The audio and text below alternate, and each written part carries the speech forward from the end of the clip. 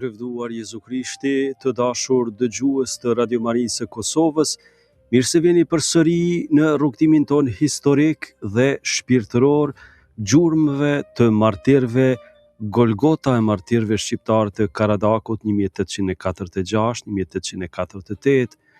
Në pjesën e kaluar e lam rrëfimin ton në një çast vendimtar të krishterët e Karadakut tashmë kishin thënë fjalën e tyre pas një kohe të gjatë të fesë së jetuar në fshehësi, kishin dalë publikisht dhe kishin dëshmuar ne jemi të krishterë. Dhe fjala kishte filluar të kishte çmim. Kishin ardhur arrestimet, kishte ardhur ndarja nga familjet, kishte ardhur burgu, kishte ardhur frika dhe pasiguria. Dera e shtëpisë ishte mbyllur pas tyre dhe askush nuk mund t'u premtonte se kur do ta shihnin përsëri atë derë. Por deri në atë çast ekzistonte ende diçka që mund ta mbante gjallë shpresën. Ishin ende relativisht pranë vendlindjes. Karadaku ishte ende aty, shtëpit ishin aty, familjet ishin aty, malet që njihnin që nga fëmiria ishin aty. Ndoshta dikush mund të ketë menduar do të na mbajnë disa ditë, do të na marrin pyetje, do të na kërcënojnë, pastaj do të kthehemi. Por nuk ndodhi kështu. Tani vjen urdhri do të dërgohen në Shkup. Dhe me këtë Golgota hyn në një etapë tjetër.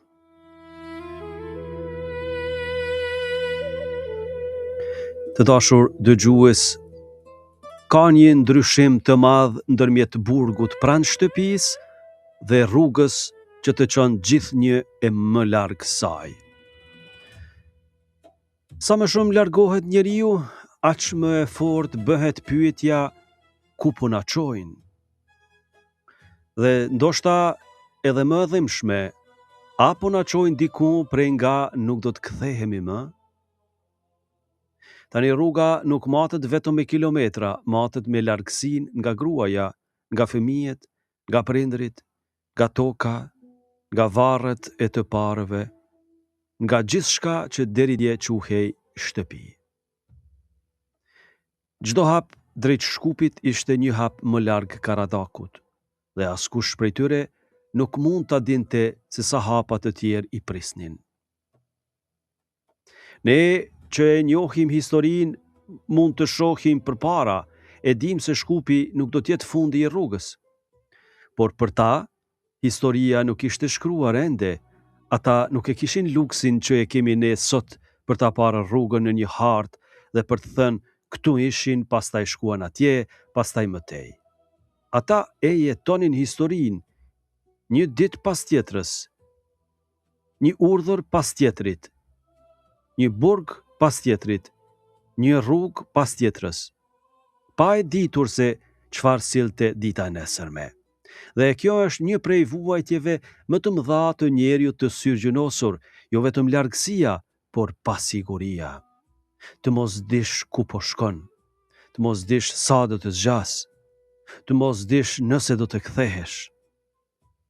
Por në këtë pjesë të historisë son do të na rikthehet edhe një fjalë që e kemi dëgjuar që në episodin e parë. Besa. Në Karadak ishte marrë vendimi, në Karadak ishte dhënë fjala, në Karadak kishin vendosur të mos jetonin më me dy fytyra fetare, por ta dëshmonin haptazi atë që besonin. Tani, larg shtëpisë, besa duhej jetuar. Sepse është relativisht e lehtë të thuash do të qëndroj. Por pastaj vjen lodhja, vjen uria, vjen burgu, vjen frika, vjen malli për fëmijët, vjen pasiguria, dhe atëherë pyetja ndryshon, a do ta mbash ende fjalën?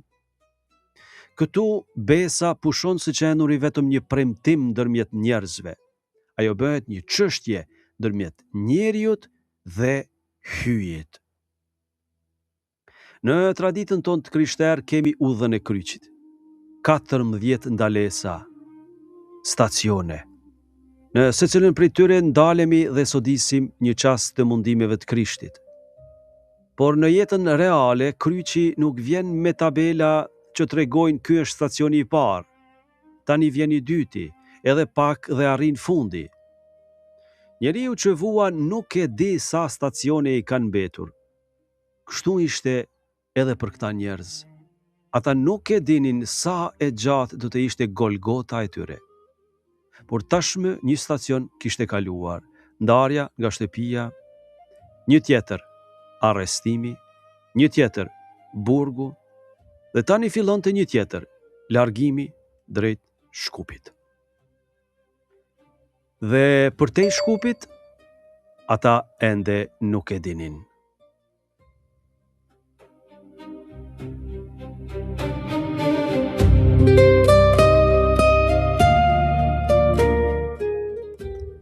Dhe këtu fillon të lind një pyetje edhe më e thellë.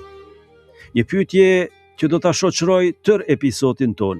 Ku është hyji kur njeriu që i qëndron besnik atij vuan? Nëse këta njerëz kishin zgjedhur ta dëshmonin fen, përse nuk u hap një rrugë shpëtimi? Përse burgu? Përse ndarja? Përse rruga drejt së panjohurës? Kjo pyetje nuk duhet shmangur, sepse edhe Krishti në kulmin e vuajtjes së tij e mori në gojë britmën e psalmit. Hyji im, përse hoqe dorë prej meje. Krishterimi nuk na premton një jetë pa Golgot, pa Kalvar. Na tregon një hyj që hyn në Golgot me ne. Prandaj do të na duhet ta shikojmë këtë histori jo vetëm me sytë e historianit, por edhe me sytë e fesë. Sepse mund t'ja lidhësh njeriu duart, mund ta mbyllësh në burg, mund ta largosh nga shtëpia, mund ta syrgjynosësh, por mbetet një vend ku dhuna nuk mund të hyjë pa lejen e tij, ndërgjegja. Dhe pikrisht aty do të zhvillohet betejë më e madhe.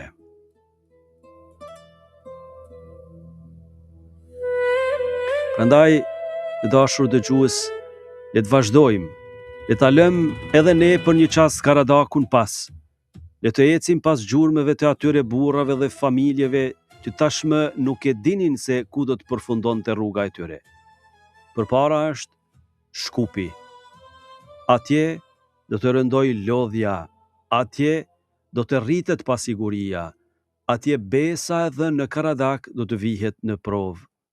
Dhe rruga që kishte filluar te dera e një shtëpie do të filloj të marrë gjithnjë e me qartë pamjen e një rruge të Golgotës.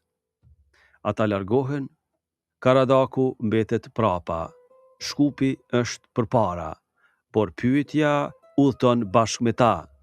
A do t'i qëndrojmë besnik fjalës që e kemi dhënë?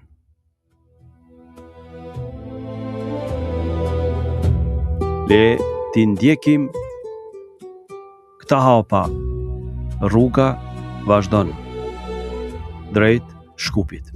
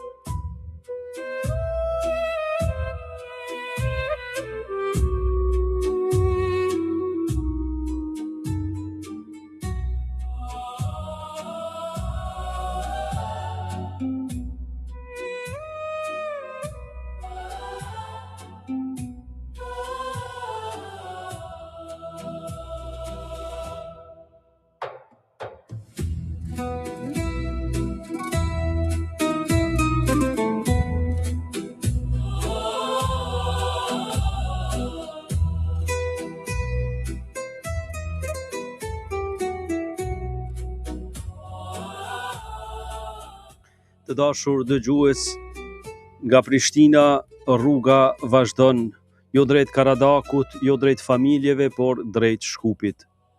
Një tjetër qytet, një tjetër burg, një tjetër derë që mbyllet pas tyre. Burimet që kemi përdorur e vendosin Shkupin si një nga stacionet e burgimit dhe keq trajtimit përpara internimit të mëvonshëm në Anadol. Dhe tani diçka po bëhet gjithnjë e më e qartë. Kjo histori nuk po përfundon shpejt. Në fillim ishte Karadaku, pastaj Gjilani, pastaj Prishtina, tani Shkupi. Çdo vend i ri do të thotë më larg shtëpisë, më larg gruas, më larg fëmijëve, më larg prindërve, më larg tokës. Dhe sa më shumë rritet largësia, aq më shumë ndryshon edhe shpresa. Në fillim njeriu mund të ketë menduar ndoshta nesër do të kthehem. Tani fillon të mendoj ndoshta kjo rrugë do të zgjas shumë. Dhe kjo është një provë tjetër, jo vetëm për trupin, por për shpirtin. Burgimi ka shumë forma vuajtjeje, është mbyllja, është humbja e lirisë, është frika, por ka edhe një vuajtje tjetër, pritja. Të presësh pa e ditur çfarë po pret. A do të dalësh? A do të transferohesh përsëri? A do të shohësh familjen? A do të dënohesh? A do të dërgojnë më larg? Njeriu mund të dërojë shumë gjëra kur e di fundin, por kur nuk e di, çdo ditë bëhet më e rëndë. Në Karadak kishin dhënë besën. Në Gjilan ajo ishte vënë në provë. Në Prishtinë ishte bërë çështje ndërgjegjeje. Në Shkup, besa fillon të marrë një formë edhe më të thellë, qëndrueshmëri. Sepse tani nuk mjafton vetëm guximi i çastit, duhet të durosh një ditë, pastaj tjetrën, pastaj një tjetër, dhe të mos e dish edhe sa. Shpesh është më e lehtë të bësh një akt të madh heroik në një çast, se sa të qëndrosh besnik gjatë një prove që zgjatet. Sepse lodhja e ha entuziazmin, frika e gryen zemrën, malli e dobëson njeriun. Dhe atëherë pyetja nuk është më vetëm a jam i guximshëm, por a do të qëndroj edhe nesër. Në Shkup, largësia nga shtëpia është tashmë më e dukshme, dhe mendimi për familjen duhet të ketë qenë edhe më i rëndë. Nëse je baba, kush po kujdeset për fëmijët? Nëse je birë, si është nëna? Nëse je bashkëshort, a ka dikush që po e ndihmon familjen? Nëse je vëlla, a janë mirë të tjerët? Ndonjëherë vuajtja më e madhe nuk është ajo që të ndodh ty, është ajo që nuk e di se po u ndodh atyre që i do. Dhe pikrisht kjo mund ta bëjë njeriu të dobët, sepse fillon të pyes po sikur të tërhiqen për hir të tyre. A është besnikëria egoizëm? Kjo është një pyetje e vështirë. Dikush mund të thotë, po familja, a nuk duhej të mendonin për fëmijët? A nuk ishte më mirë të ktheheshin dhe ta ruanin fen në zemër? Këto nuk janë pyetje të kota, janë njerëzore, dhe pikrisht për këtë dëshmia e martirëve nuk duhet banalizuar, sepse ata nuk zgjodhen ndërmjet një gjëje të lehtë dhe një gjëje të vështirë. Zgjodhen ndërmjet dy të mirave që përplaseshin, dashurisë për familjen dhe besnikërisë ndaj ndërgjegjes. Në fund, secili prej tyre duhet ta pyeste veten, a mund të kthehem te fëmijët e mi duke mohuar atë që u kam mësuar se është e vërtetë? A mund të kërkoj prej tyre të jenë të ndershëm nëse unë vetë e mohoj ndërgjegjen time për të shpëtuar? A mund të ruaj familjen fizikisht, por të lë fëmijëve një mësim se e vërteta braktiset kur bëhet e rrezikshme? Nuk është një pyetje e lehtë, por pikërisht këtu qëndron madhështia e ndërgjegjes. Në beslidhjen e re, Shën Pali i nxit të krishterët qëndroni të palëkundshëm në fe, krahaso letrën e parë Korintasve 16:13.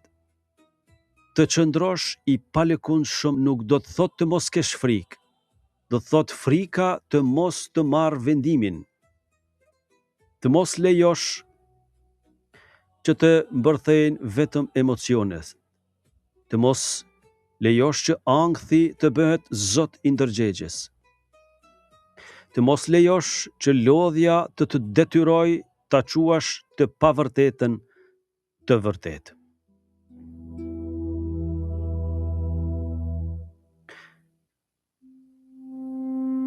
Shkupi është edhe një prag, sepse tani rruga e tyre po largohet gjithnjë më shumë nga trajektoria e një arrestimi lokal, po bëhet rrugë dëbimi.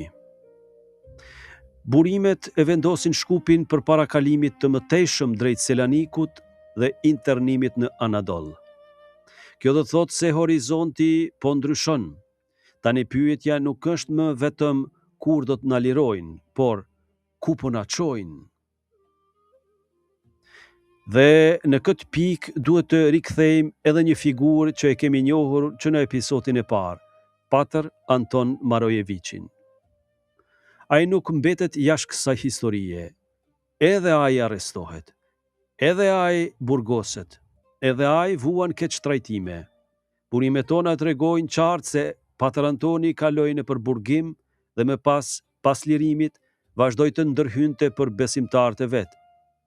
Kjo është shumë e rëndësishme, sepse Bariu nuk po u thoshte njerëzve ju duroni, ai ishte me ta.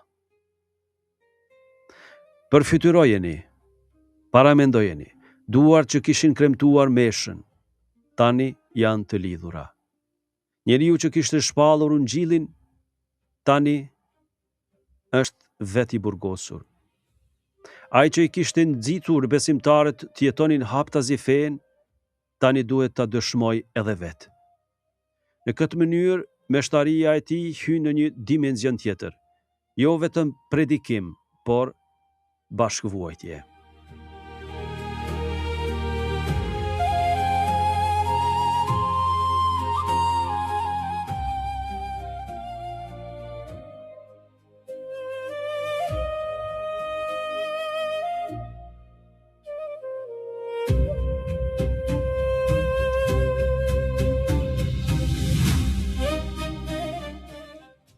Jezusi thot, Bariu i mirë e jep jetën e vet për delet.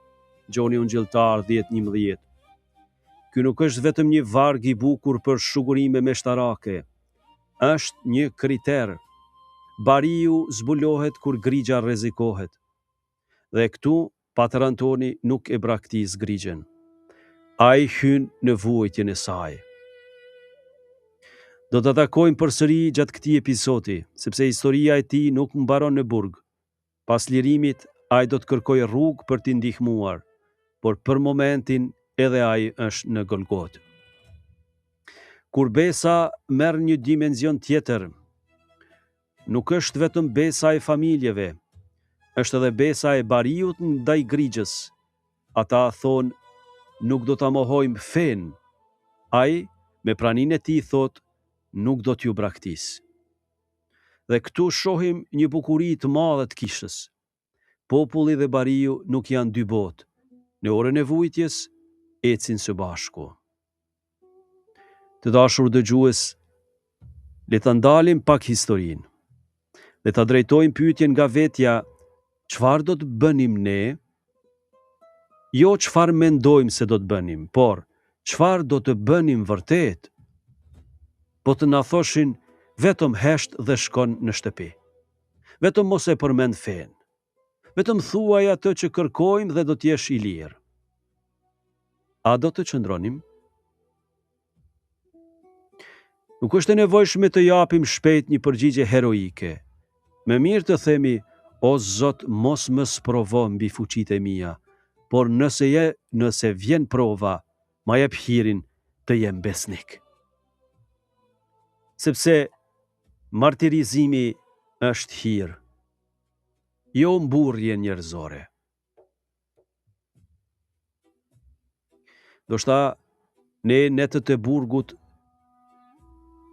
në ato net dikush është lutur, nuk i dim fjalët, prandaj nuk do t'i shpikim. Por ne sot mund të lutemi me fjalët tona: o Zot, kur frika më thot të mohoj, më jep forcë. Kur lodhja më thot dorzohu, më jep qëndrueshmëri. Kur malli për njerëzit e mi bëhet aq i madh sa dua të bëj kompromis me të vërtetën, më jep urti. Dhe mos më lejo ta përdor emrin tënd për urrëtie, por as frikën nga njerëzit për të mohuar ty. Amen.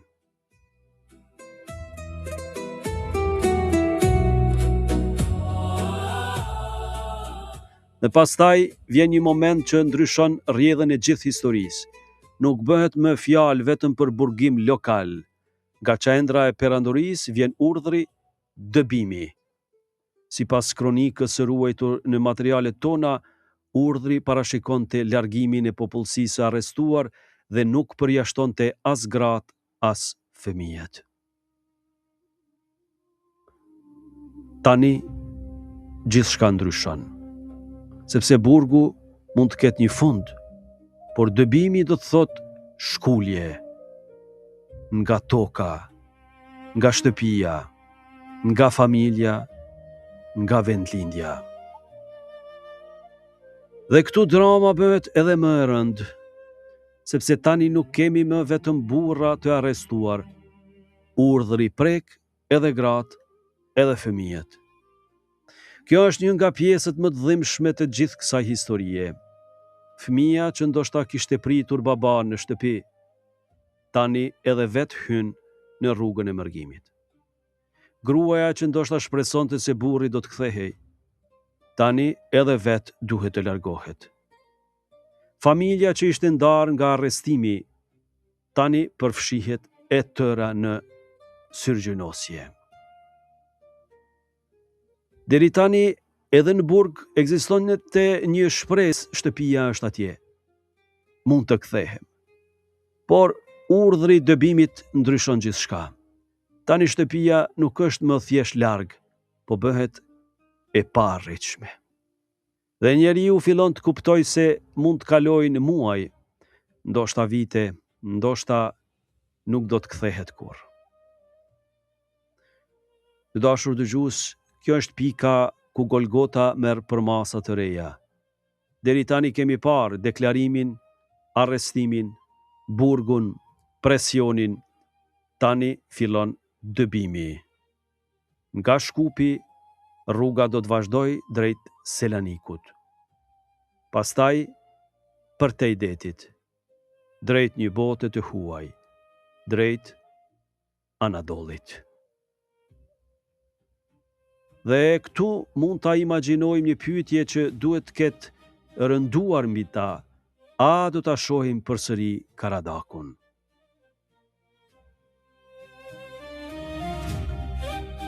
Shkupi mbetet prapa, por tani nuk kemi më thjesht transferim nga një burg në tjetrin. Tani fillon rruga e dëbimit, eksodit. Karadaku po bëhet më i largët dhe përpara Selaniku.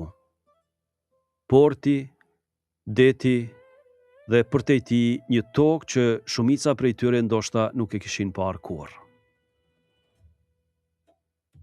Në pjesën që vijon nga Shkupi drejt Selanikut, kur burgu shndërrohet në mërgim. Do të ecim me ta në çastin kur bëhet e qartë se kjo rrugë nuk ka më për destinacion një burg të afërt, por një tokë të huaj.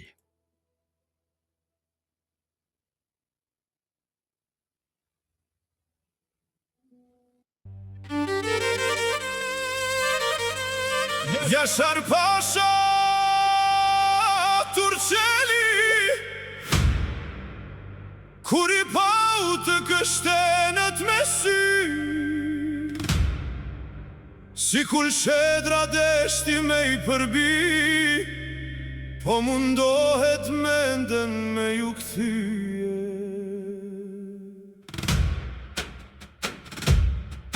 Veç me sap mundi po u shkon kot, hic po trembën këta kastriot, a I ndremar kush ka po thot, një go pash një zot. Edhe begut I kam than begut e Efendis, se me ndihmën e Perëndis nuk do të bahemi klysht e Turkis. S'bahemi klyshet e Stambollit, se jemi nipat e kastriotit, jemi të tokave të Dukagjinit, nuk I bim mohit kombit e Krishtit.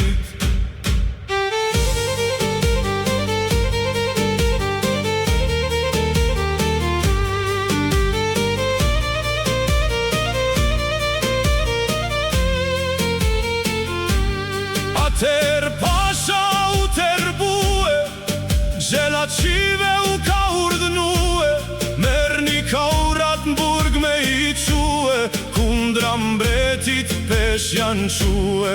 Nisi pasha me mendue, veç s'po mundet me I denue, kongjolozët janë informue.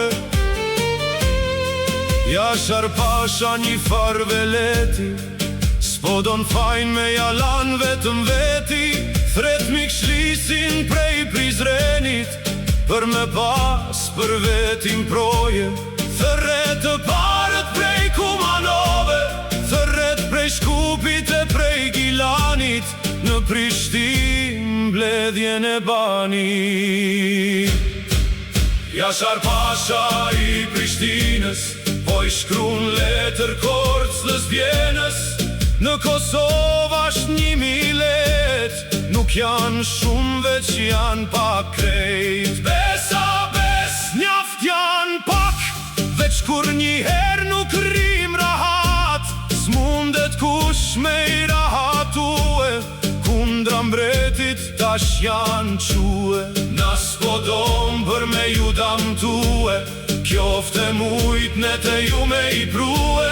Ministria e Austris, një përgjegje ja ban Turkis, sa shtaj popull me këtë mbret, por ata janë në vatan të vet, janë në shtetas të sultanit, embasardësa të Ilirianit.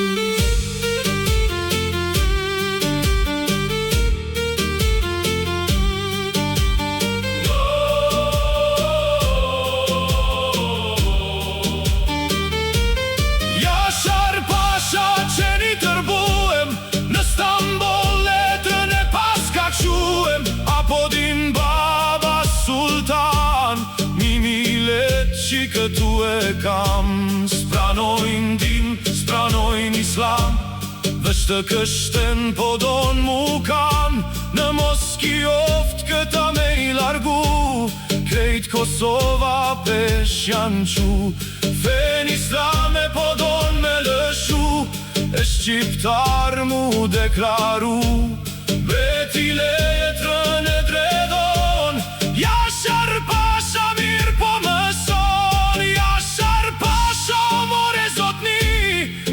Qështë të mundesh me atë ka uri, e në mos morish me ndjen me ju këthyje, të gjithë sërgjyn bjemin Turki, se në Turkia bajnë na qarëm, me një herja hupim farë.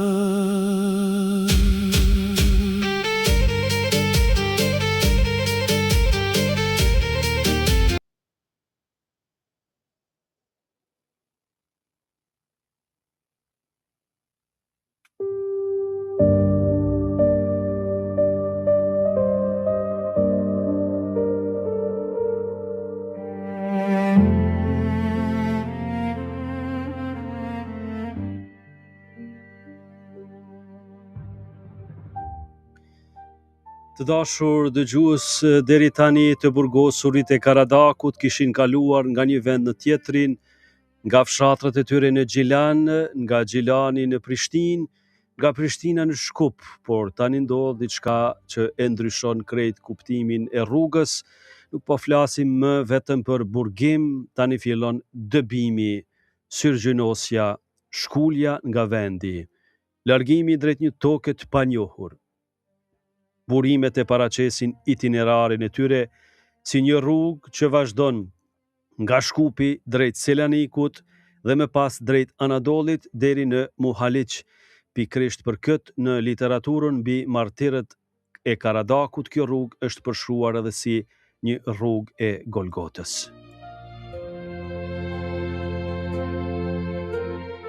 Deri këtu mund të kishin ende shpresuar, ndoshta do të na mbajnë edhe pak, ndoshta do të na lirojnë, ndoshta do të kthehemi. Por tani drejtimi i rrugës, po thoshte diçka tjetër, po i largonin nga vendlindja. Ka një dallim të madh ndërmjet të qenurit larg shtëpisë dhe të kuptuarit se dikush po të largon qëllimisht prej saj. Në burg, njeriu mund të numërojë ditët duke menduar kur të më lirojnë do të kthehem. Por në syrgjynosje pyetja ndryshon. A do të më lejojnë ndonjëherë të kthehem? Shtëpia tashmë nuk është vetëm larg, ajo po mbetet prapa. Me çdo hap, me çdo qytet, me çdo ditë. Këtu historia bëhet edhe më e rëndë sepse dëbimi nuk prekte vetëm burrat. Sipas kronikës së ruajtur në materialet tona, urdhri i largimit nuk përjashtonte as gratë dhe as fëmijët. Forcat e dërguara në fshatrat e Karadakut morën pleq, fëmijë, të varfër e të pasur, pa dallim gjinie apo gjendjeje. Pra, në këtë rrugë nuk duhet të përfytyrojmë vetëm burra të lidhur, duhet të shohim familje.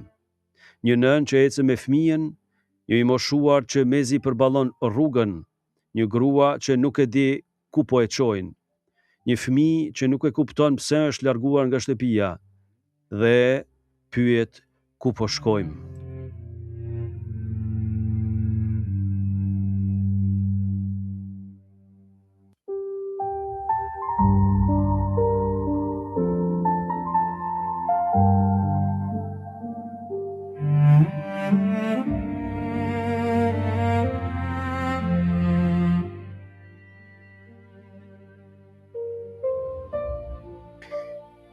Çfarë i thua një fëmije në një rrugë të tillë? Po shkojmë larg? Sa larg? Do të kthehemi? Kur? Mos ki frikë, por edhe ti ke frikë. Prindi ka një detyrë të jashtëzakonshme, ta mbrojë fëmijën jo vetëm nga rreziku, por edhe nga frika. Dhe tani ai vet është i pafuqishëm përpara asaj që po të ndodhë. Ndoshta kjo është një nga tragjeditë më të mëdha të përndjekjes, kur prindi nuk mund t'i premtoj fëmijës asgjë më të thjeshtë. Sonte do të flem në shtëpinë tonë. Sot kur themi Shkup, Selanik, Anadol, këto mund të na tingëllojnë si emra në një hartë. Mund t'i kalojmë me vetur, me autobus, me aeroplan, por ata nuk po udhtonin, po dëboheshin. Kjo është krejt tjetër gjë. Udhëtari pyet çfarë do të shoh. I dëbuari pyet çfarë po humbas. Udhëtari mendon për destinacionin, i dëbuari mendon për shtëpinë që mbeti prapa.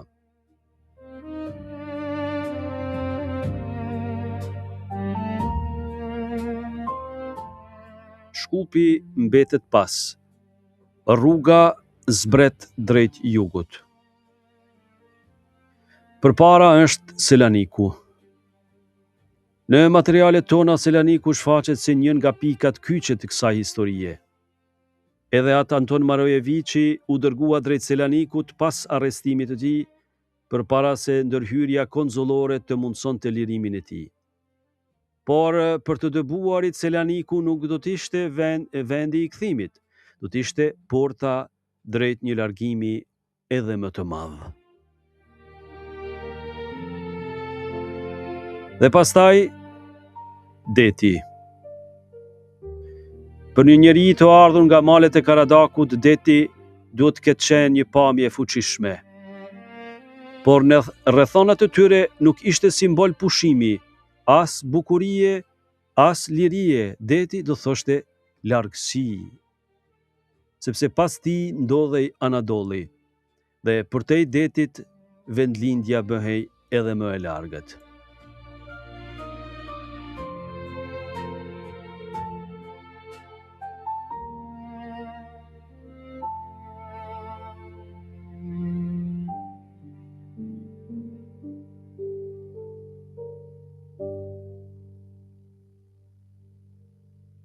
Deri në Selanik mund të thuash, po ec në për tokë, kur hipën përtej detit, e kupton edhe më qartë, po të nxjerrin nga bota jote.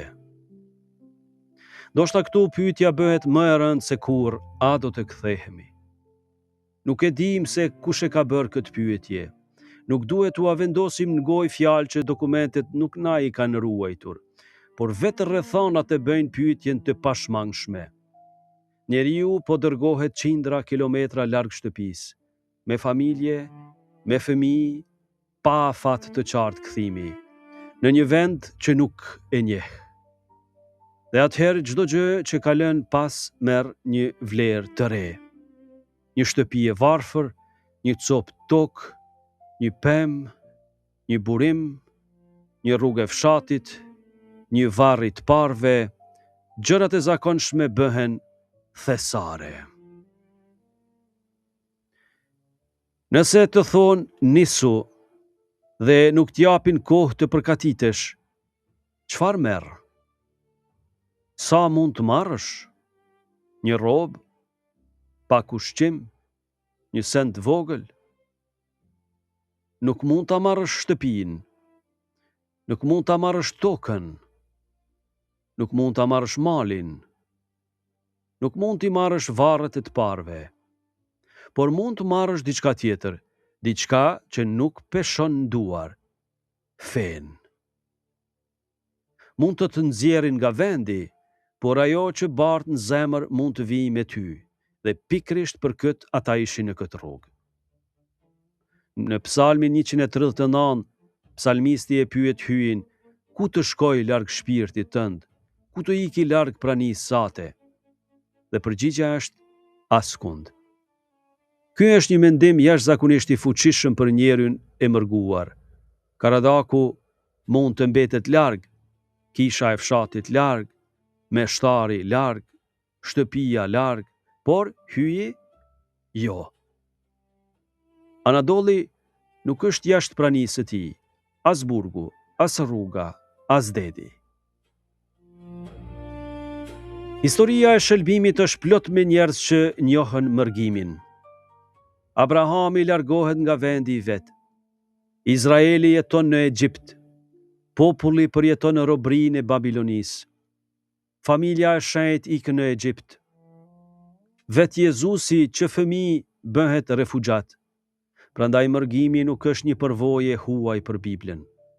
Dhe shkrimi i shenjtë nuk e romantizon. Mërgimi i dhëmb.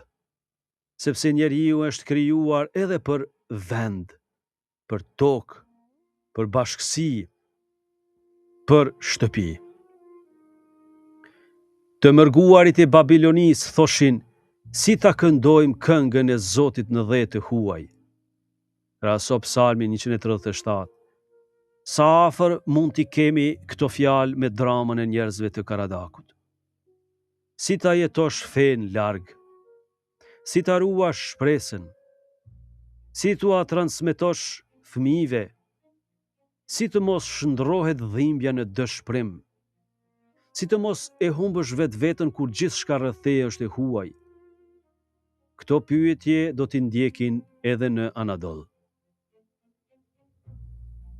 Ndërkohë, Patër Anton Marojeviçi kishte hyrë edhe vetë në vuajtje. Burimet tregojnë arrestimin dhe dërgimin e tij drejt Selanikut. Pas ndërhyrjes së konzulit austriak, Ai u lirua, por nuk e përdori lirin për t'u larguar nga problemi. Shkoi në Konstantinopol për të ndërhyrë në favor të besimtarve dhe për t'ju gjendur pranë në vendet e internimit. Kjo do të thotë se, ndërsa grigja po largohej, Bariu po kërkonte rrugën drejt saj.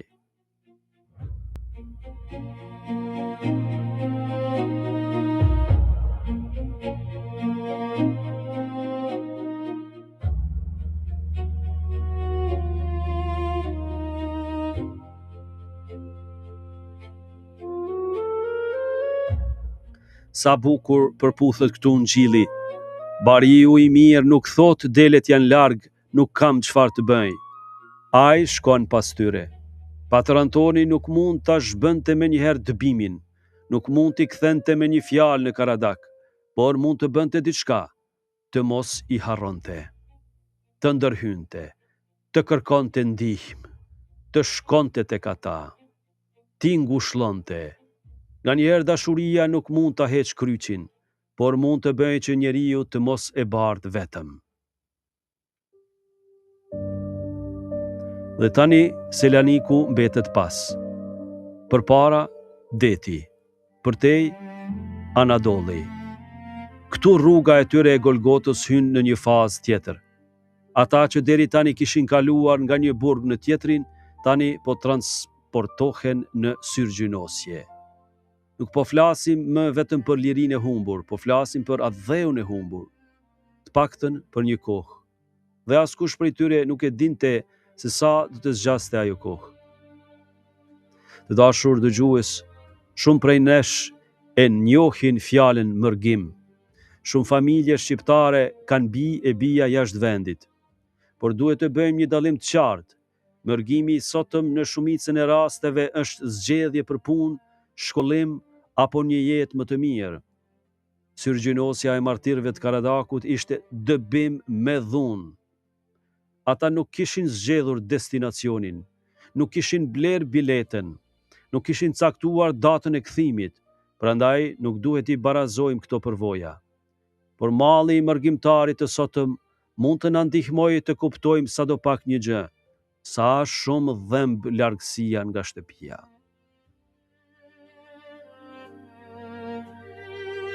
Ania largohet nga bregu. Selaniku mbetet pas dhe përpara hapet Anadolli. Materialet tona përmendin Muhalicin dhe më pas vendet të tjera të internimit, përfshirë zonat të Bursës dhe Filadorën. Atje do të filloj një fazë e re e Golgotës tyre, sepse mbritja nuk do të thotë shpëtim, do të thotë vetëm një lloj tjetër vuajtje. Çfarë i pret? A do të kenë streh? A do të kenë ushqim? A do të përballojnë pleqt? Po fëmijët? Po të smurët? A do të ketë dikush që do t'i ndihmojë? Dhe mbi gjitha, sa prej tyre do ta shohin përsëri Karadakun?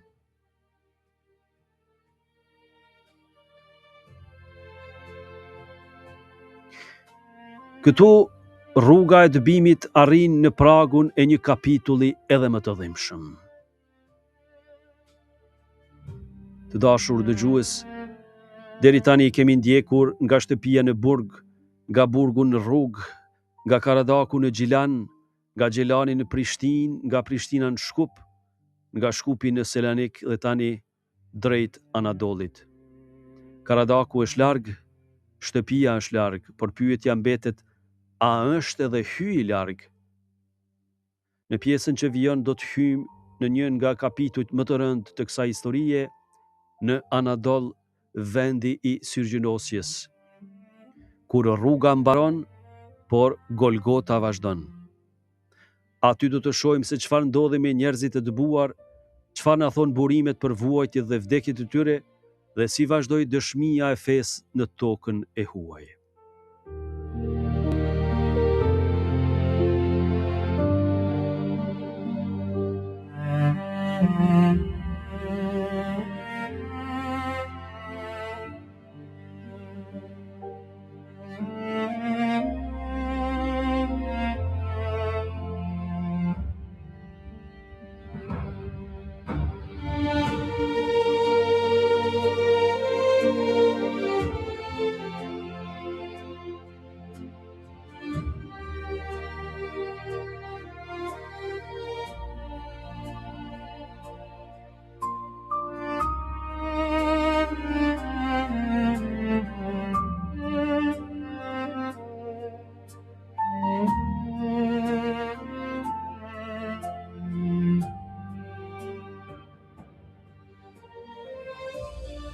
Të dashur dëgjues, deri tashmë është kaluar, Karadaku është shumë larg, pas tyre kanë mbetur Stublla, Binqa, Vërllakolla, Terziajt dhe vendbanimet e tjera nga të cilat vinin këto familje.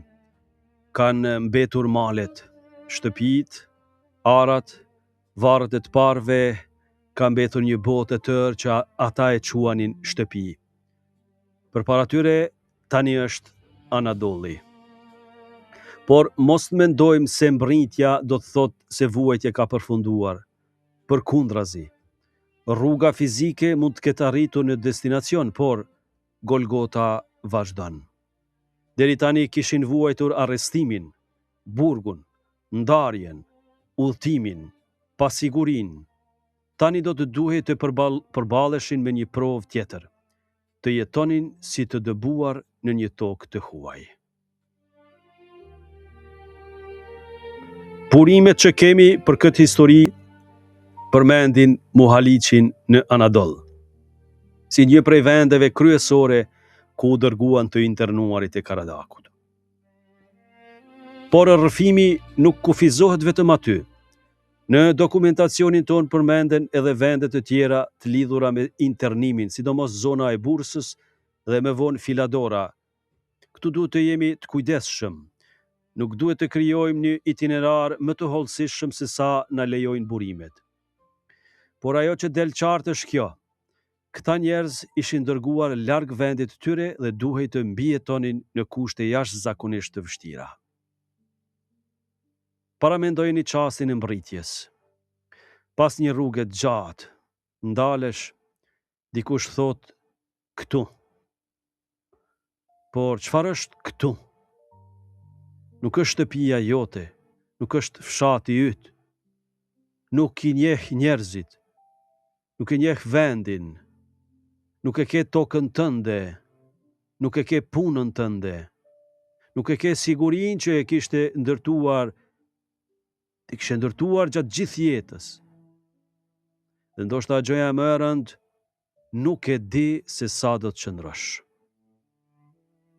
Disa muaj, një vit, shumë vite, përgjithmonë. Syrgjënosja nuk është vetëm largësi gjeografike, është pasiguri për të ardhmen.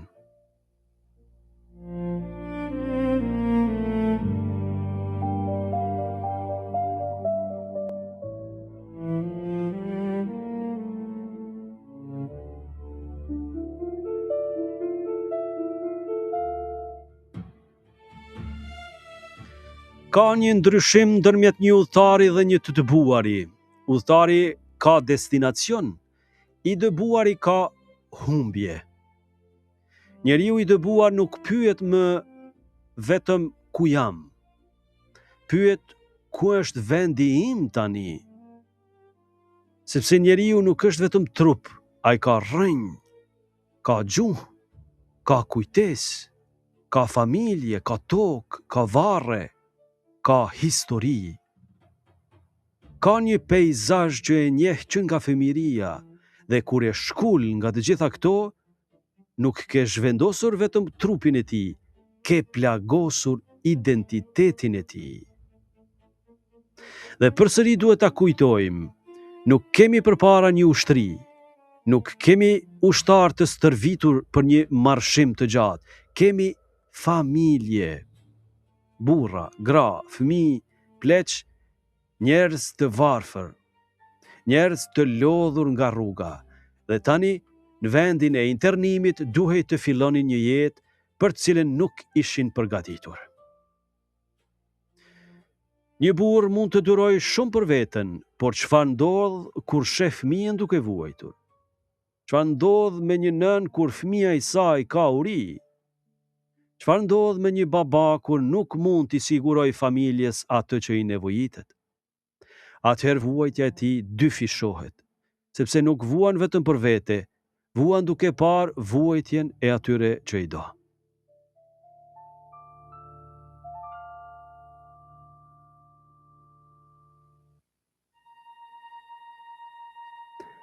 Në vendet e internimit, Kushtet ishin të rënda.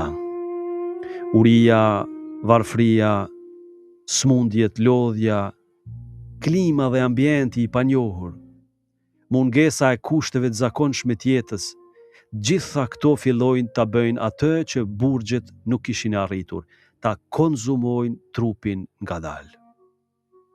Dhe kjo është një formë tjetër vuajtjeje. Ka vuajtje që vjen me njëherë, një goditje, një dënim, një plag, por ekziston edhe vuajtja që vjen ditë pas dite, pak nga pak, kur trupi dobësohet, kur ushqimi mungon, kur smundja shfaqet, kur nuk ka mjekim, kur njeriu fillon ta shoh vdekjen, jo si një mundësi të largët, por si një prani gjithnjë e më të afërt. Dhe këtu arrim te pjesa më e rëndë, jo të gjithë do të ktheheshin. Në tokën e huaj filluan vdekjet.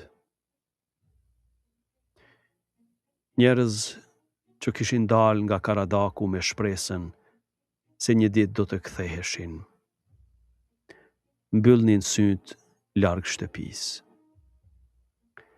Pa e parë me fshatin, pa e parë me malin,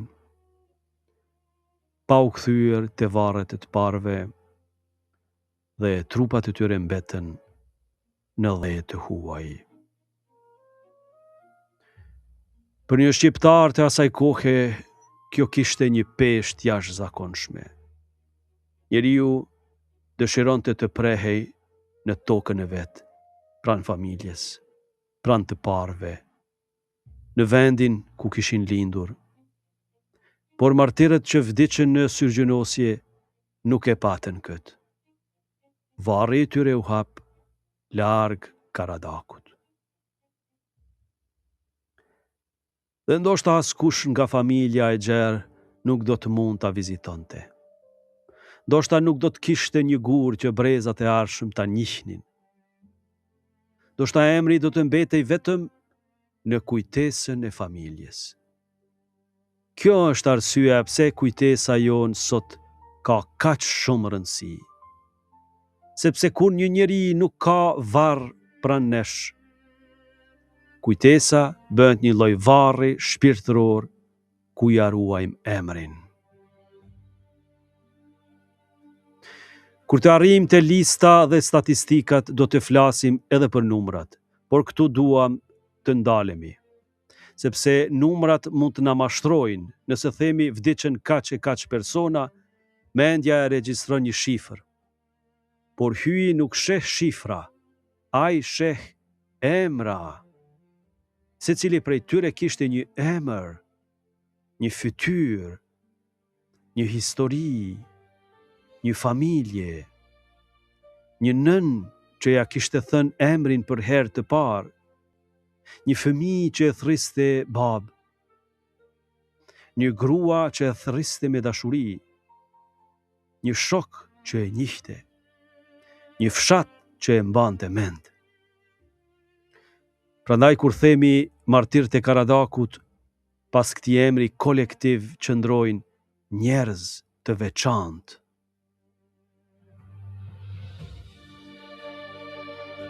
Dhe këtu lind një pyetje që nuk mund ta shmangim.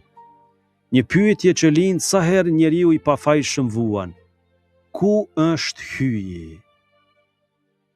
Ata vendosën të mos e mohonin fen dhe çfarë morën? Burg, dëbim, uri, smundje, vdekje. Dikush mund të pyes pse hyi nuk i shpëtoi. Kjo pyetje nuk duhet na friksoj. Është pyetje biblike. Vetë psalmet janë plot me të, deri kur o Zot. Dhe vetë Jezusi në kryq merr në gojë fjalët e psalmit, hyi im, përse hoqe dorë prej meje. Krahaso Mateu 27, 4-6 dhe psalmi 22. Këtu duhet ta themi shumë qartë. Krishti nuk u premtoi dishepujve të vet se nëse do të ishin besnik, nuk do të vuanin. Nuk u tha nëse besonin mua asgjë e keqe nuk do t'ju ndodh. Përkundrazi, ai tha, në botë do të keni vuajtje, por keni guxim, unë e munda botën. Krahasot Gjoni Ungjilltar 16:33. Premtimi krishter nuk është mungesa e kryqit. Premtimi është kryqi nuk e ka fjalën e fundit.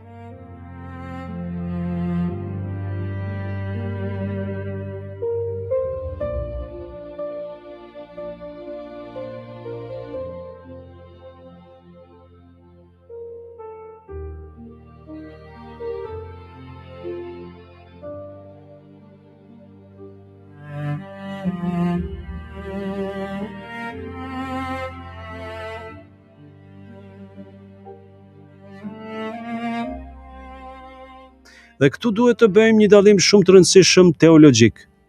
Nuk duhet të themi hyi i dërgoi në syrgjënosje, jo. Padrejtësia njerëzore mbetet, padrejtësi njerëzore. Dhuna mbetet dhunë. Mohimi i lirisë së ndërgjegjes mbetet, mëkat kundër dinjitetit të njeriut. Hyi nuk duhet bërë autori skeqës. Por misteri i fesë krishtere është ky. Hyi mund ta marrë edhe vuajtjen që njeriu i shkakton njeriut dhe pa e quajtur të mirën të keqe apo të keqen të mirë, ta shndrroj në vend dëshmie, hiri dhe shëlbimi. Këtë e shohim në kryqin e Krishtit.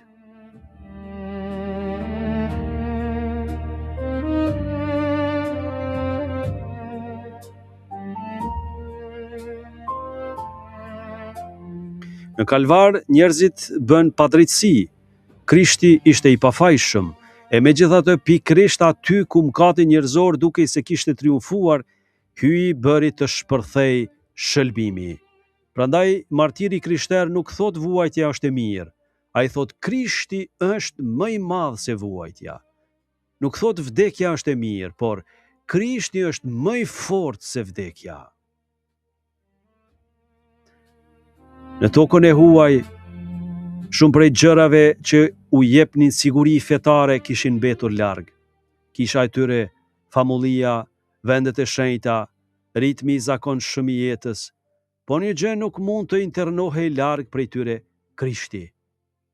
Ai ishte me ta në burg, në rrugë, në det, në uri, në smundje, në vdekje, sepse Krishti nuk është vetëm hyi i kishave të bukura, është edhe hyi i të burgosurit, hyi të dëbuarit, hyi i refugjatit, hyi i njeriut që vdes larg shtëpisë.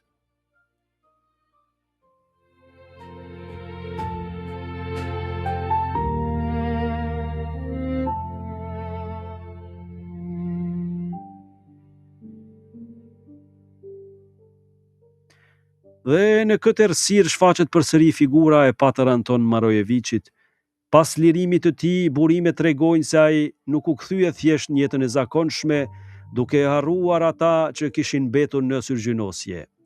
Ai shkoi në Konstantinopol, ndërhyri, kërkoi ndihmë dhe u përpoq tu gjendej pranë besimtarëve të tij në vendet e internimit. Kjo është një nga pamjet më të bukura të kësaj historie. Grigja është larg, por bariu kërkon rrugën drejt saj. Meshtari nuk mund të thot ata janë larg, nuk janë më problemi im. Jo. Në zemrën e bariut largësia gjeografike nuk e ndërpret përgjegjësinë. Dhe Patër Antoni e dinte se njerëzit e tij nuk kishin nevojë vetëm për bukë, kishin nevojë edhe për ngushëllim, sakramente, lutje, shpresë, praninë e kishës.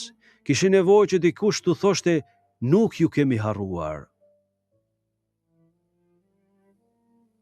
Ndoshta kjo është fjalia që ne 180 vjet më vonë duhet t'ua themi përsëri.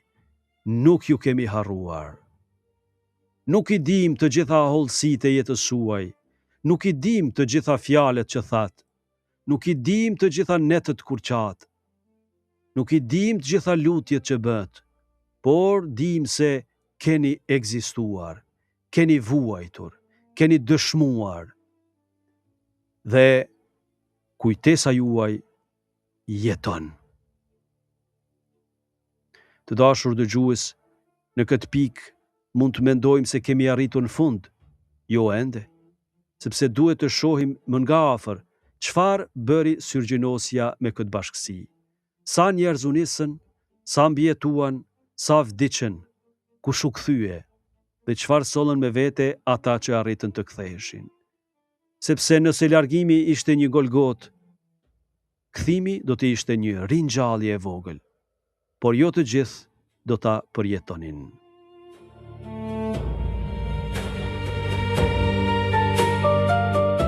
Para se të flasim për të mbijetuarit, duhet të bëjmë diçka tjetër. Duhet të ndalemi te të vdekurit.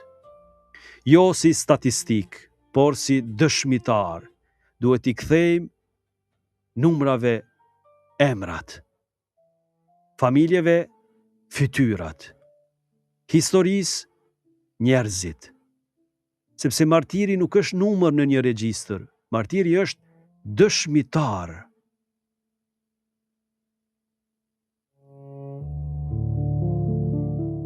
Në pjesën që vjen, do të bëjmë diçka ndryshe, do ta ngadalsojmë ritmin, do të lëmë për pak çaste rrugët, burgjet dhe qytetet, do të qëndrojmë para emrave.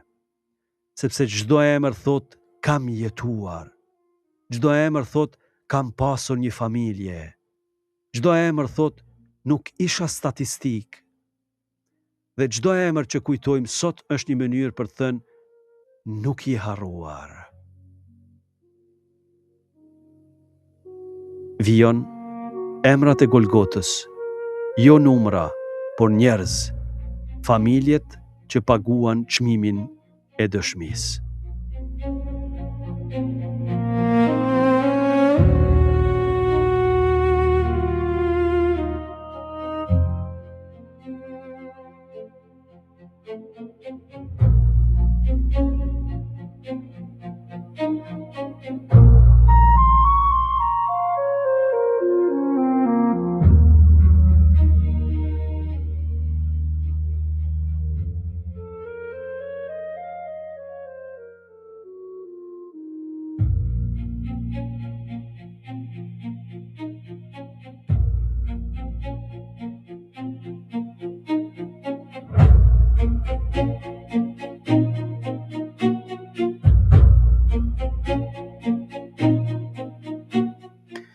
Të dashur dëgjues, deri tani kemi folur për rrugën, për Karadakun, Gjilanin, Prishtinën, Shkupin, Selanikun, Muhaliqin. Kemi folur për burgje, për dëbim, për uri, për smundje, për vdekje. Por tani dua që për disa minuta t'i lëmë në janë vendet, edhe numrat dhe të dëgjojmë emrat. Sepse pas çdo numri ishte një njeri, pas çdo njeriu ishte një familje, pas çdo familje ishte një shtëpi. Dhe pas çdo dere që mbeti bosh ishte dikush që priste. Historia thot u burgosën, u internuan, vdiqën, por një nën nuk thot vdiq një internuar, ai thot me vdiq biri. Një fëmijë nuk thot një martir nuk u kthye, ai thot babai im nuk u kthye. Kjo është arsyeja pse emri ka rëndësi. Qëndroni me ne.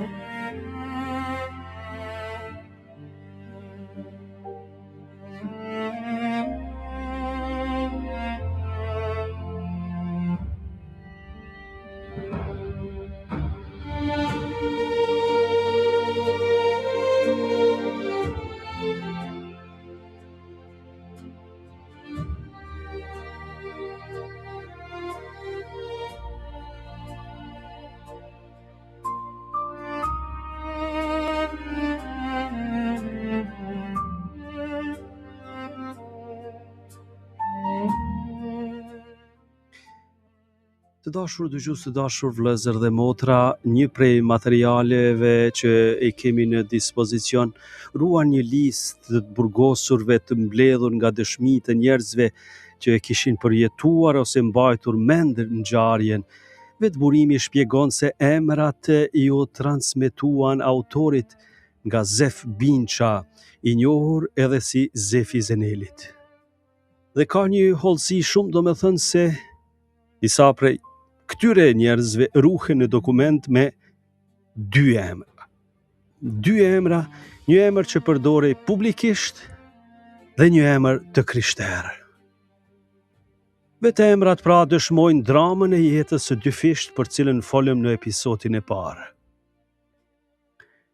Nga Binqa, burimi na ruan këta emra: Zenel, Andrea i Hysenit, Jashari, Pjetër, Ismailit, Salih, Primo i Alijes, Rama, Pera i Selmanit, vllai i Dom Mark Sopit,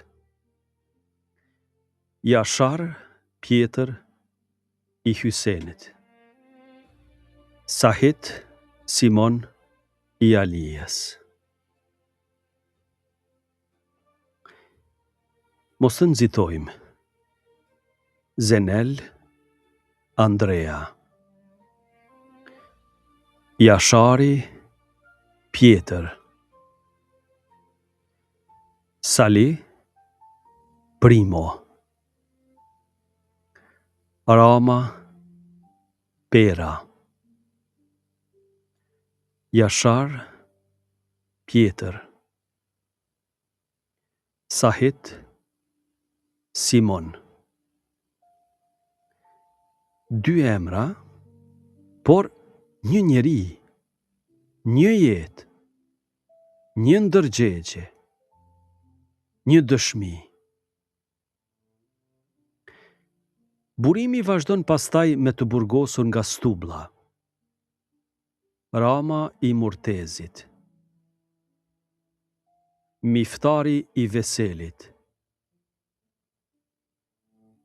Zefi Jahiu. Murat Andrea i Sedes. Abaz Augustin i Zekës. Ahmet Koliçi. Agush Doka i Memës.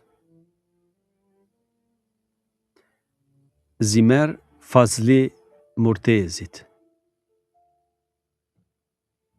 Pjetër Koliçi. Mustafa i Bekës.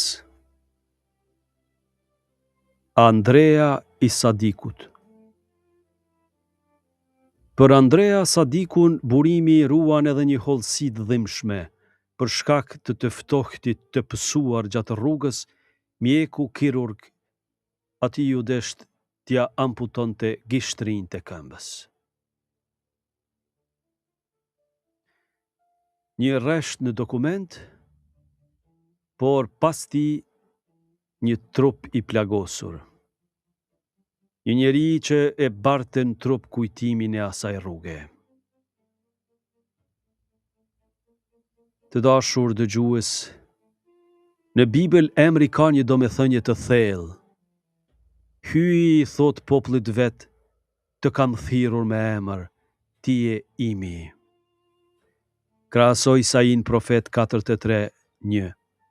Sa e bukur është kjo fjalë kur e dëgjojmë në kontekstin e njerëzve që historia mund t'i humb në një statistik.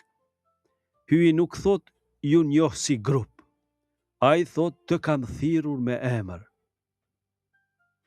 Njeriu mund të harrohet nga dokumentet, mund t'i humbas varri, mund të mos mbetet fotografia, mund të mos dim as datën e lindjes, por para hyjit emri nuk humbet. Një tjetër pjesë e burimit të ruan disa nga emrat e atyre që vdiqën në syrgjënosje ose gjatë rrugës. Duhet ta themi me saktësi, lista që na është ruajtur nuk është një listë e plotë e të gjithë të vdekurve. Vet burimi thot se këta janë emrat që të mbijetuarit arrinin t'i kujtonin dhe se kishte edhe shumë të tjerë, sidomos fëmijë të vegjël. Prandaj emrat që do të dëgjojmë tani janë një pjesë e kujtesës së ruajtur, jo e gjithë Golgota.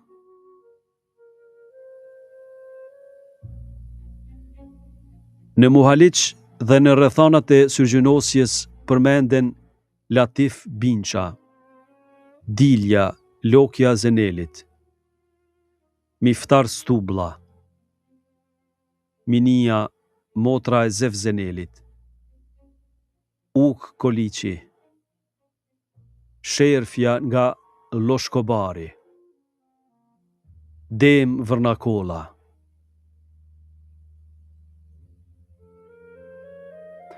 Latif, Dilja, Miftari, Minia, Uka, Sherfja, Dema. Nuk janë vetëm emra. Dikush i ka thirrur këta emra me dashuri. Dikush i ka pritur. Dikush ka qarë kur ka marrë vesh se nuk do të ktheheshin. Burimi shton një fjali që duhet dëgjuar me shumë kujdes. Thot se përveç këtyre vdiqën edhe shumë të tjerë, veçanërisht fëmijë të vegjël prej 3 deri në 6 vjeç.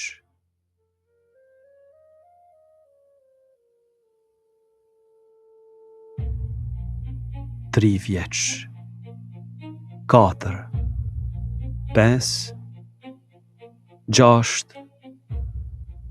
fëmijë. Nuk kishin marrë vendime politike. Nuk kishin zhvilluar debate fetare. Nuk kishin shkruar kërkesa, por paguan çmimin e një përndjekjeje që përfshiu familjen. Kjo është një prej arsyeve pse duhet të jemi shumë të kujdesshëm kur flasim për vuajtjen. Fëmia i vdekur nuk është argument për urrejtje. Është thirrje që një padrejtësi e tillë të mos i bëhet më kurrë askujt, as fëmijës së krishterë, as fëmijës musliman, as fëmijës ortodoks, as një fëmije.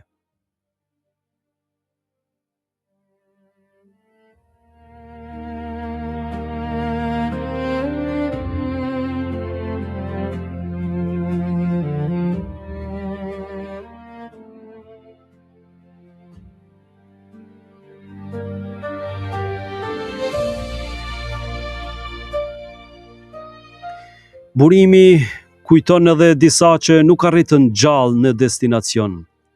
Pasha nga Binqa, Fara e bia e Pashës, Delia e Abazit, një fëmijë vetëm 4 vjeçar. Fara e bia e Pashës. Shikoni si historia ruan jo vetëm një emër, ruhet edhe marrëdhënia bia. Sepse ajo i përkiste dikujt. Dikush ishte babai i saj. Dikush e kishte mbajtur në krah. Dikush kishte shpresuar ta çonte përsëri në shtëpi. Dhe Delia, 4 vjeç. 4. Në atë moshë, fëmia duhet vrapoj në obor, të luaj, të rritet, jo të vdes në një rrugë syrgjënosjeje. Këtu fjalët bëhen të varfra, dhe ndoshta është më mirë të heshtim.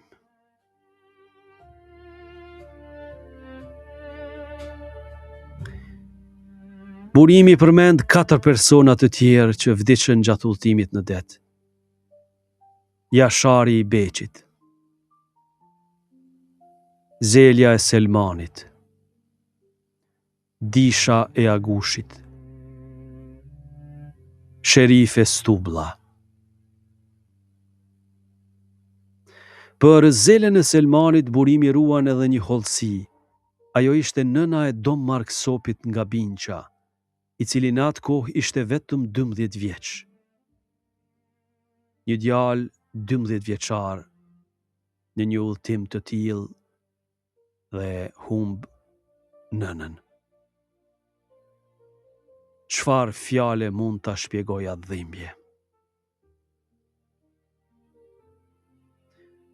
Të dashur dëgjues, është shumë e rëndësishme ta themi ne nuk i kemi të gjitha emrat. Disa u rujtën, të tjerë humbën.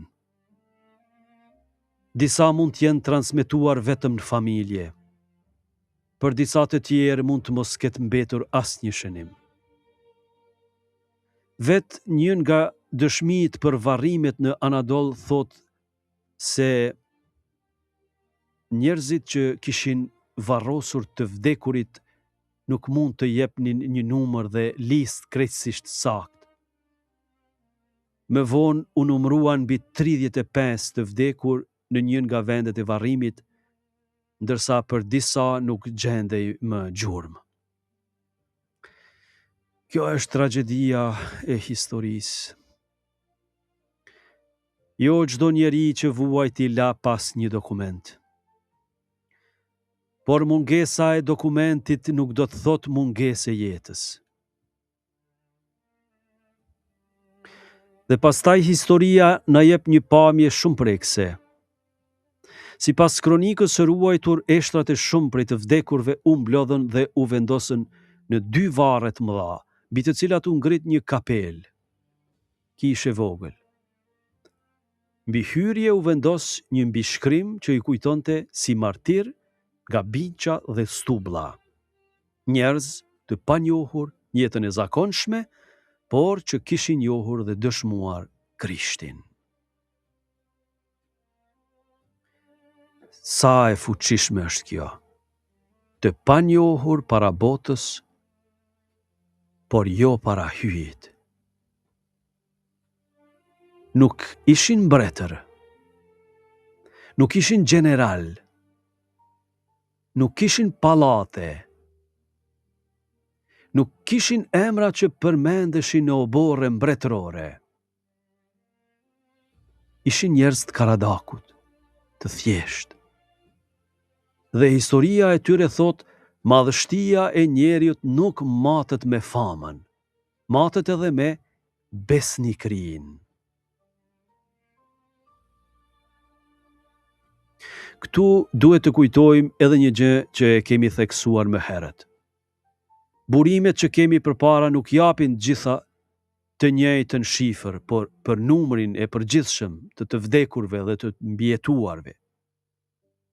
Në studimin bërë nga Isak Ahmeti, sipas Dom Gjergjit Gashit, përmenden 96 martir të vdekur dhe 76 të mbijetuar që u kthyen në atë dhe.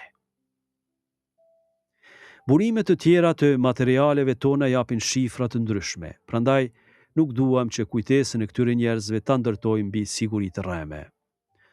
Aty ku dokumentet nuk pajtohen, e themi. Kjo nuk e zvoglon tragjedinë, përkundrazi, e respekton të vërtetën. Nëse them 96, është një numër, por nëse them Latif, Dilja, Minia, Uka, Sherfja, Dema, Pasha, Fara, Delia, Jashari, Zelja, Disha, Sherife, atëherë pa pritur historia merr fytyrë. Dhe kjo është arsyeja pse kisha i kujton emrat. Në mesh lutemi për njerëzit me emër. Në pakzim njeriu merr emër. Në varrim shqiptojmë emrin, sepse personi nuk është numër. Jezusi u thot nxënësve, gëzohuni që emrat tuaj janë të shkruar në qiell. Krahaso Lukën Ungjilltar 10:20. Sa bukur tingëllon kjo sot. Mund të mos i kemi të gjithë emrat në arkivat tona, mund të mos i kemi të gjithë në një libër, por feja na jep shpresën se as një jetë nuk humbet para hyjit. As fëmia pa varr, as nëna që vdiq në ultim, as njeriu emrin e të cilit pasardhësit nuk arritën ta ruanin. Hyj e njeh. Para se të vazhdojmë, dua t'i shqiptojmë përsëri disa prej emrave të ruajtur. Jo për të bërë një listë, por si një akt për kujtimi, për kujtese. Latif Binqa, Dilja, Miftar Stublla, Minia, Uk Koliqi, Sherfja, Dem Vërnakolla, Pasha nga Binqa, Fara, Delia 4 vjeç, Jashari i Beqit, Zelja e Selmanit, Disha e Agushit, Sherife Stublla.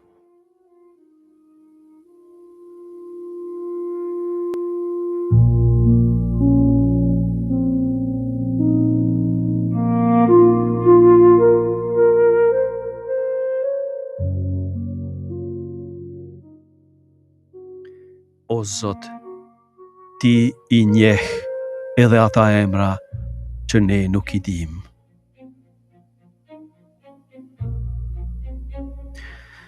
Dhe Çfarë bëjmë me këtë përkujtesë? Nuk I shqiptojmë emrat e tyre që të prodhojmë urrejtje. I shqiptojmë që të mos bëhen përsëri numra. I kujtojmë që të mësojmë brezave sa e çmuar është ndërgjegjja. Sa e çmuar është liria fetare. Sa I shenjtë është dinjiteti I njeriut. Dhe sa e rrezikshme është kur pushteti mendon se mund të urdhroj çfarë duhet të besoj zemra e njeriut.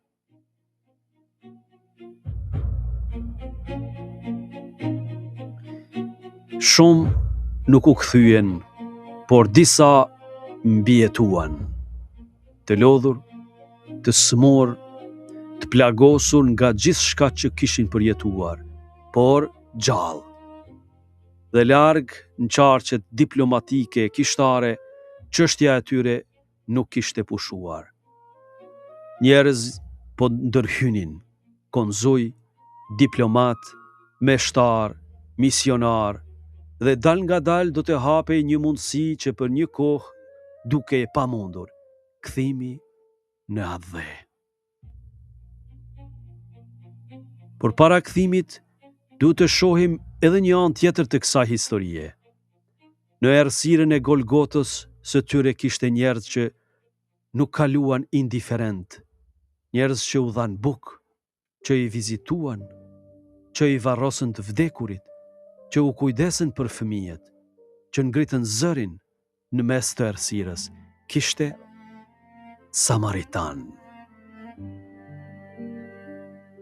Në pjesën që vijon do të ndalemi tek këta njerëz, sepse një histori për ndjekje nuk duhet kujtoj vetëm dorën që goditi, duhet kujtoj edhe dorën që ushtri për të ndihmuar. Vijon drita në errësirë, njerëzit që u bën Samaritan në Golgotën e martirëve.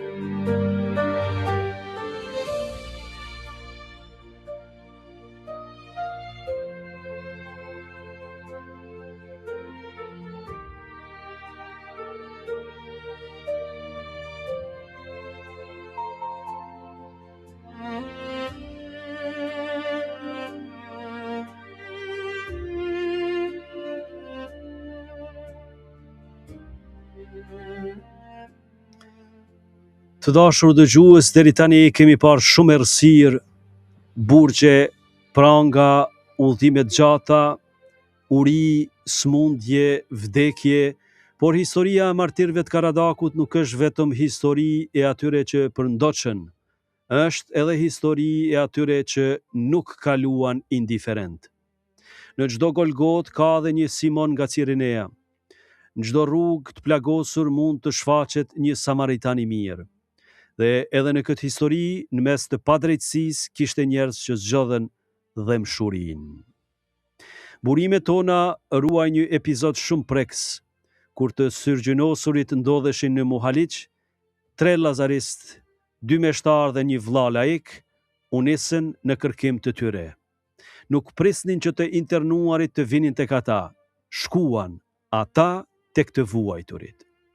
Kërkuan informacion, pyetën, I ndoqën gjurmë të tyre derisa më në fund arritën në Muhaliq dhe mësuan se ku ndodhej bashkësia e dëbuar. Dhe kur I gjetën, pamja ishte e rëndë. Burimi I përshkruan të syrgjënosurit si të zhveshur, të uritur dhe pothuajse të dëshpëruar. Madje tregon se edhe pse nuk ndodheshin më brenda burgut, të tjerëve u ishte ndaluar t'u jepnin ndihmë. Dhe pikërisht këtu hyn dashuria. Jo teoria, jo fjalimi, jo debati, por afrimi. Lazaristët ju afruan, i pyetën, dëgjuan, dhe kur dy prej tyre që dinin turqisht shpjeguan se ishin katolik dhe si shenjtë fesë tregonin rozaret e tyre, misionarët e kuptuan me njëherë gjendjen. Ka një fjali të bukur në këtë dëshmi. Pas asaj që pan, misionarët në thelb than, i pam dhe e kuptuam. Sa e rëndësishme është kjo. Ndonjëherë njeriu nuk ka nevojë s'pari që dikush t'jap përgjigje të mëdha. Ka nevojë që dikush ta shoh. Ta shoh vërtet. Jo si problem, jo si numër, jo si barr, por si njeri. Dhe kjo është pikrisht ajo që bën Samaritani i mirë. Ungjilli thotë se ai e pat plagosurin dhe pati dhe mshuri. Sa njerëz kalojmë ne pranë dhe nuk i shohim. Një i moshuar, një i smur, një familje në vështërsi, një mërgjimtar, një njeri që të gjithë e kanë lënë më njanë. Ndoshta nuk mund të zgjidhim tërë jetën e tij, por mund të bëjmë hapin e parë, t'i afrohemi. Sepse dashuria fillon kur njeriu pushon së thëni, nuk është problemi im.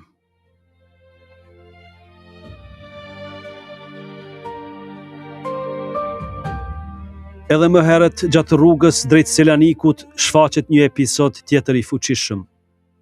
Burimi tregon se konzuli francez në Selanik ishte informuar për atë që po ndodhte dhe priste ardhjen e të arrestuarve. Pas disa ditësh, ai pa Pater Anton Marojevićin në një gjendje jashtëzakonisht të rëndë, të lodhur dhe të transportuar në mënyrë poshtruese. Konzulli ndërhyri menjëherë, i apreu lidhjet dhe e mori mbrojtjen e tij, duke u kujdesur edhe për smundjen e meshtarit.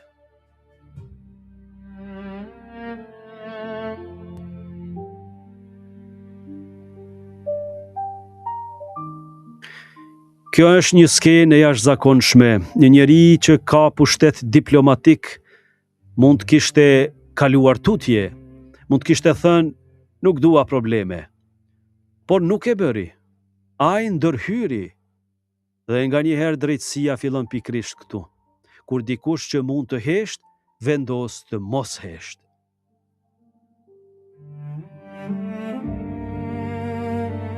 Por historia nuk duhet idealizuar.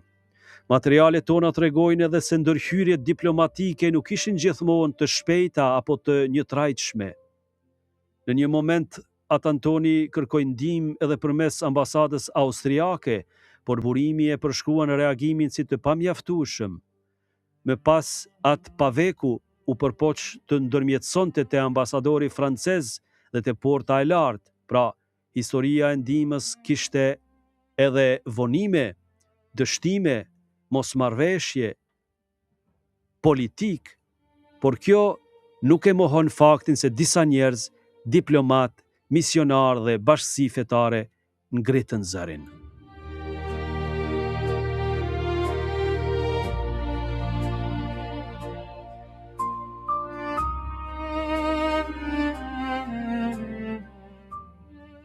Burimet e përmendin edhe atë Pavekun i cili u interesua seriozisht për fatin e të internuarve dhe u përpoq të mobilizonte ndihmë.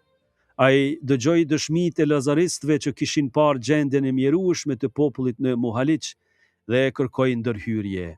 Këtu shohim përsëri një parim të rëndësishëm, dëshmia duhet t'i kaloj kufijt. Nëse dikush vuan heshtje dhe askush nuk e tregon historinë e tij, padrejtësia mund të vazhdojë. Prandaj, nganjëherë dashuria bëhet zë.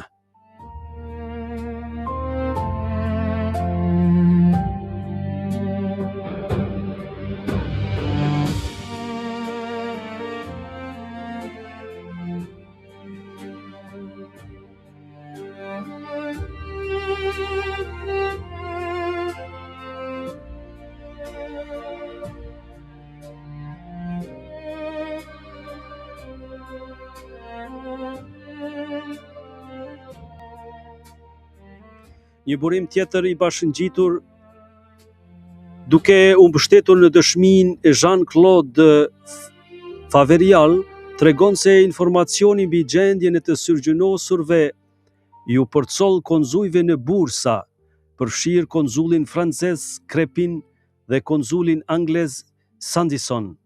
Sipas këtij materiali, ata u nxitën të përdornin ndikimin e tyre pranë portës së lartë.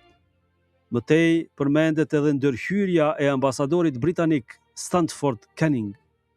Burimi thot se fal kësaj ndërhyrjeje u siguruan për të internuarit ushqime, ilaçe, veshje dhe shtroje. Për një diplomat mund të jenë artikuj ndihme, për një nën me fëmijë të sëmur janë jetë.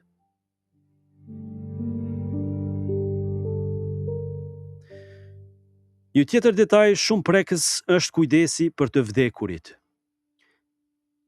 Në materialin e Dom Frog Zefit thuhet se në kushtet e rënda të Muhaliqit, disa prej të vdekurve do të mund të mbeteshin pa varrim, po të mos kishte ndërhyrë dashuria e katolikëve armen, të cilët i varrosën me devotshmëri. Mendoni këtë, njerëz të ardhur nga Karadaku, larg shtëpisë, larg familjes, larg tokës së tyre, dhe kur vdesin, dikush tjetër nga një bashkësi tjetër i merr dhe i varros me dinjitet. Kjo është një vepër mëshire, kisha quan varrosja e të vdekurve. Edhe trupi i vdekur ka dinjitet, sepse ai trup ka qenë tempull i shpirtit shenjtë.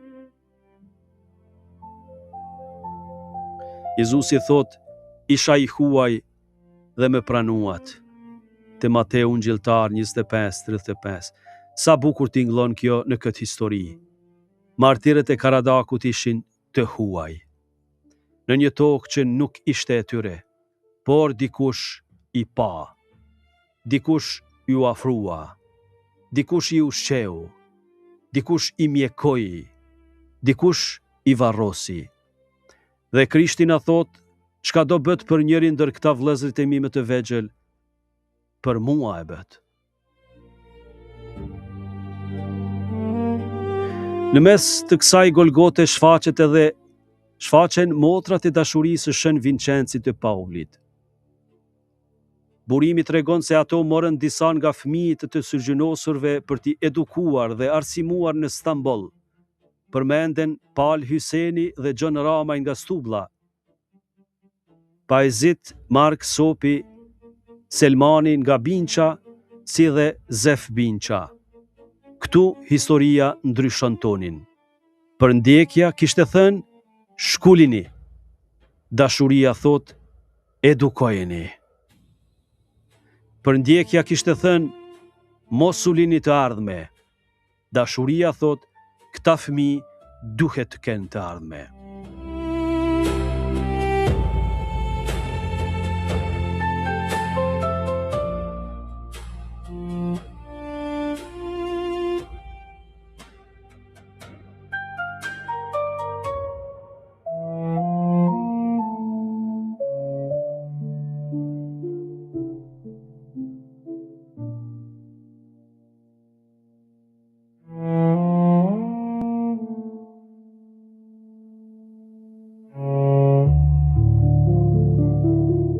Dhe një prej këtyre fëmijëve meriton një ndalesë të veçantë. Mark Sopi, një djalë nga Binqa, fëmijë i një bashkësie të syrgjënosur. Ai u dërgua për formim në Stamboll dhe më pas në Rom, në Institutin Urbanianum të Propaganda Fide, ku u bë meshtar. A e kuptojmë çfarë simbolike ka kjo? Një përndjekje përpiqet ta shkatërrojë një bashkësi të krishterë, dhe nga fëmijët e asaj bashkësie del një meshtar, një prift. Kjo është një nga pamjet më të bukura të shpresës. Nuk është mohimi i tragjedisë, njerëzit kishin vdekur, familjet ishin plagosur, por e keqja nuk ishte arritur ta shkatronte të ardhmen. Fëmia i mërgimit bëhet meshtar, nga ai që kishte nevojë për ndihmë, bëhet njeri që do të shërbej të tjerëve. Nga ai që duhet të mësohej, bëhet bari. Kjo është mënyra e hyjit. Ai nuk e bekon padrejtësinë, por mund të nxjerrë prej plagës jetë. Edhe Patër Antoni vazhdonte të mendonte për fëmijët e bashkësisë vet. Burimi na rua një epizod ku konzuli i bursës i kërkoi që t'u jepte mësim fëmijëve në Filador. Meshtari dëshironte ta bënte, por shëndeti i tij ishte dëmtuar rënd nga vuajtjet dhe astma nuk i lejonte më të kishte fuqinë fizike të nevojshme. Sa do me thënë se, ai vet ishte i smur, por ende mendonte këta fëmijë duhet mësojnë. Të dashur dëgjues, ky është një nga mësimet më të fuqishme të kësaj historie. Lazaristi nuk ishte nga Stublla, motrat nuk ishin nga Binqa, katolikët armen nuk ishin shqiptar, konzuli francez nuk ishte pjesëtar i familjeve të Karadakut, diplomati anglez nuk ishte lindur në këto treva, por pan njeriun. Dhe pikrisht kjo është logjika e Samaritanit. Kur dikush është i plagosur, pyetja nuk është a është i imi, pyetja është a mund t'i bëhem unë i afërm. Kjo është veçanërisht e rëndësishme kur flasim për një histori për ndjekjeje.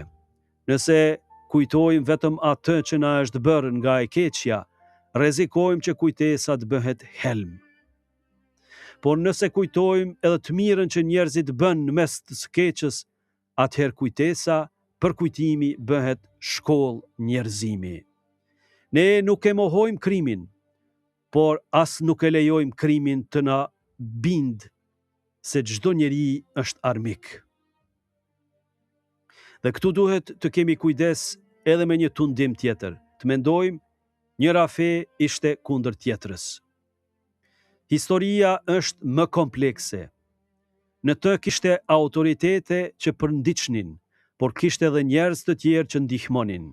Kishte diplomat, misionar, të krishterë të traditave të ndryshme, njerëz të kombeve të ndryshme.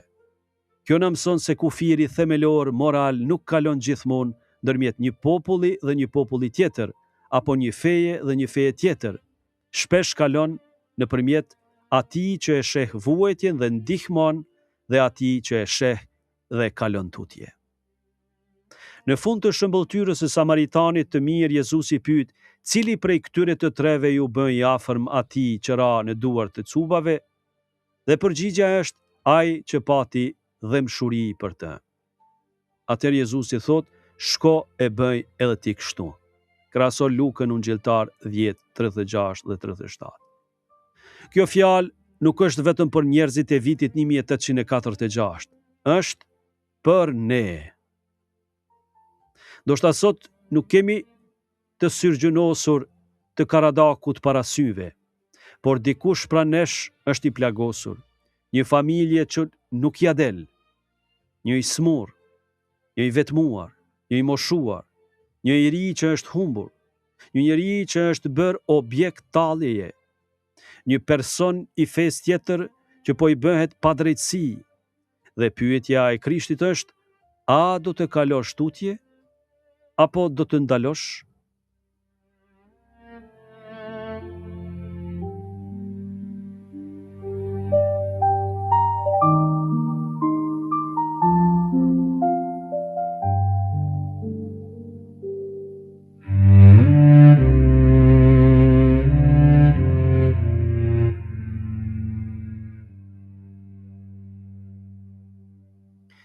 Ndërhyrjet filluan të japin fryte.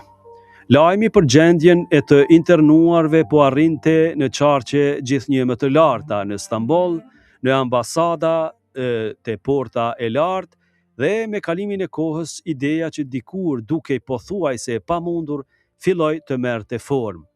Kthimi. Një burim i lidhur me Faverianin tregon se fal ndërhyrjeve të vazhdueshme franceze dhe angleze u arrit një dekret që parashikonte riavdhesimin dhe rikthimin e pronave ndonë se vetë burimet tona ndryshojnë në shifrat e sakta të popullsisë fillestare dhe të mbijetuarve. Një material tjetër e lidh kthimin e të mbijetuarve në fund të vitit 1848 me ndërhyrjen e fuqive perëndimore. Dhe pastaj një ditë fillon të dëgjohet fjala kthim. Kthim në Karadak, në Stubull, në Binç, në Vonakoll, në shtëpi, pas gjithë asaj që kishin kaluar, a ishte vërtet e mundur. Por kthimi, të dashur dëgjues, nuk do të ishte fund i thjesht dhe i lumtur, sepse disa nuk kishin më kujt t'i ktheheshin. Disa do të ktheheshin pa nënën, pa baban, pa fëmijën, pa bashkëshortin, dhe shumë do të gjenin një realitet të ndryshuar. Prona të humbura, shtëpi të dëmtuara, plagë që nuk shërohen vetëm duke kaluar kufirin e vendlindjes. Të dashur dëgjues, deri tani kemi ecur nga persekutimi te mërgimi, nga mërgimi te solidariteti, dhe tani fillon rruga e kundërt, nga Anadolli drejt Karadakut. Në pjesën që vijon, kur hapat marrin përsëri drejtimin e shtëpisë, do të shohim kush u kthye, çfarë gjetën, çfarë kishin humbur, dhe si një bashkësi e plagosur filloi të rinëtonte jetën, sepse Golgota kishte marrë shumë prej tyre, por nuk kishte arritur të merrte shpresën e kthimit.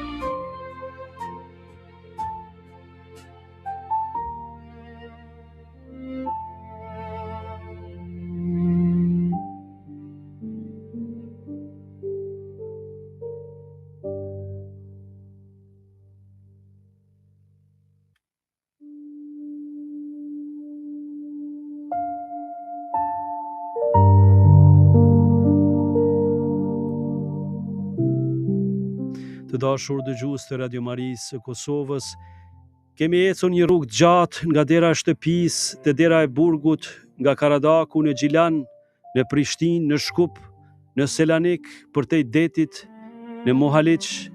Kemi dëgjuar emra, kemi parë humbje, por kemi parë edhe dritë. Dhe në fund hapat u kthyen përsëri drejt Adheut.